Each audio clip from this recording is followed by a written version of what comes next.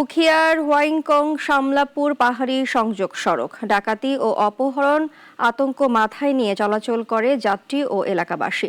এ সড়কে অপহরণ বা ডাকাতি যেন প্রতিদিনের ঘটনা। সব জেনেও নিশ্চুপ প্রশাসন, নেই পুলিশের টহল কার্যক্রম। মিসবা আজাদের রিপোর্ট, জানাচ্ছেন সিরাজুমনির শুভ।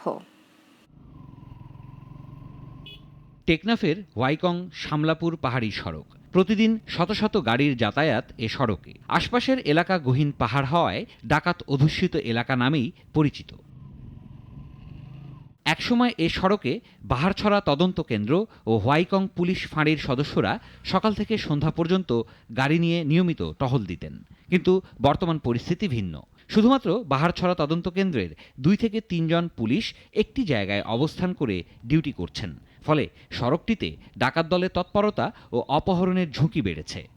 এই হোয়াইকং থেকে বাসছড়া যে কানেক্টিং রুটটা রয়েছে, এই রুটের ভিতরে যদি অস্থায়ী ক্যাম্প করা হয়, যৌথ বাহিনীর ক্যাম্প করা হয়, আমরা এলাকাবাসী মনে করি যে বর্তমানে যেই অপহরণ এখন বাণিজ্যিক হিসাবে রূপ নিয়েছে, এই জিনিসটা অবশ্যই 90% রোধ করা যাবে বলে আমরা মনে করি। সবশেষ গত 18 জুলাই পাবেল চাকমা নামের এক সিএনজি চালক অপহরণ হন। পরে 1.5 লাখ টাকা মুক্তিপণ দিয়ে ফিরে আসেন। এর কয়েকদিন আগে সিএনজি থেকে 5 জনকে অপহরণ করে নিয়ে যায় অপহরণকারীরা। ওয়েলকাম টু যে বাছড়া ডালাটি রয়েছে, ওই ডালার মধ্যে প্রতিনিয়ত অপহরণের শিকার হয়। মানুষ ঠিকমতো চলাফেরা করতে পারে না, বিভিন্ন ব্যবসায়ীরা হয়রানির শিকার হচ্ছে। এখানে পর্যাপ্ত পরিমাণ প্রশাসনের ভূমিকা না থাকার কারণে আমরা অপহরণের শিকার হই। লম্বা পাহাড়ি রাস্তা হওয়ায় এক জায়গায় নির্দিষ্ট ডিউটি না করে পুলিশের টহল জোরদারের দাবি স্থানীয় জনপ্রতিনিধিদের। এলাকার পরিস্থিতি এবং বারবার অপহরণের শিকার হওয়া সব মিলিয়ে আমি মনে করি এখানে পাহারাটাকে আরো জোরদার করতে হবে। প্রয়োজন এখানে পুলিশের টহলের ব্যবস্থা করতে হবে।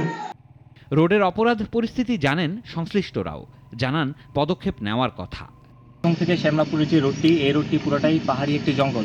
এই রোডে অপরাধের প্রবণতা খুব বেশি সবসময় হয়ে আসছে এবং অপহরণের ঘটনা ঘটে যাচ্ছে। সেক্ষেত্রে আমরা যে সমস্ত জিনিস অনুসন্ধান করে পেয়েছি যে এটার সাথে একটি চক্র জড়িত, যেই চক্রটা রোহিঙ্গা ক্যাম্পেও ভেতরে হতে পারে এবং বাইরেও হতে পারে, বাঙালি এবং রোহিঙ্গাদের মিশ্রণে। এর সাথে যে জড়িত আছে তাদেরকে অতি সত্বর আমরা এই আইনের আওতায় নিয়ে আসার চেষ্টা চালাচ্ছি। দ্রুত পরিস্থিতি পরিবর্তন চান স্থানীয়রা, চান সড়কে পুলিশের টহল ও প্রতিদিনের নিরাপত্তার ব্যবস্থা। সিরাজুমনির শুভ, নাগরিক।